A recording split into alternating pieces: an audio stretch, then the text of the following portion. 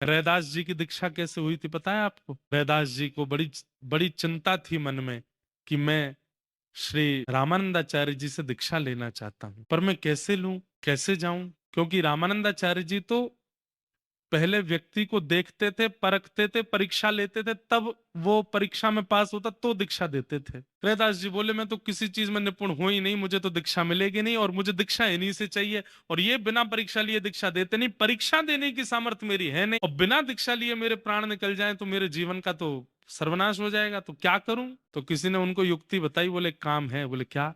दीक्षा में दो काम होते हैं। बोले क्या? पहला काम, गुरु के चरण का स्पर्श हमारे श्री अंग से हो जाए, हाथ से हो जाए, सिर से हो जाए, कमर से हो जाए, और दूसरा, गुरु के मुख से निकला हुआ नाम हमारे कान में पड़ जाए, दीक्षा हो जाती है।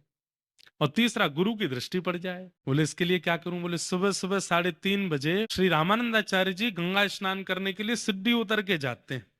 उस समय लाइट तो होती नहीं थी, दिया लेकर के लोग चलते थे। तो तुम क्या करो? बोले तुम सिड्डी में जाके लेट जाओ, जिस सिड्डी से रामानंदाचार्य जी नीचे उतर करके जाएंगे वहीं जाके लेट जाओ। रैदास जी ने यही किया। जैसे ही लेटे जा करके, रात्रि का समय, रात भर लेटे रहे। सुबह सुबह 3:30 बजे श्रीमद रामानंदाचार्य जी महाराज जैसे ही नीचे उतर के जाने लगे, तो अब भाई पैर के नीचे कुछ आ जाए तो उछल तो जाएंगे ही हम। तो सिड्डी उतर रहे थे, सिड्डी उतरते उतर जैसे ही पैर धरा, पैर के नीचे अनुभव होते ही वो तो एक सिड्डी नीचे उछले और मुख से शब्द निकला, राम राम राम राम राम राम। चरण स्पर्श होते ही गुरु आश्रित हो गए और राम राम राम मुख से निकलते रैदास जी को नाम मिल गया। बस वहीं प्रणाम करके रैदास जी भागे, बोले हो गई मेरी दीक्षा, मेरी दीक्षा संपन्न हुई। और केवल इतने मात्र से ही राम नाम जो प्राप्त हुआ, रैदास बन गए वो। केवल एक वाणी, एक वाक्य, एक सामान्य शब्द गुरु का अगर संपूर्ण समर्पण से स्वीकार कर लिया जाए,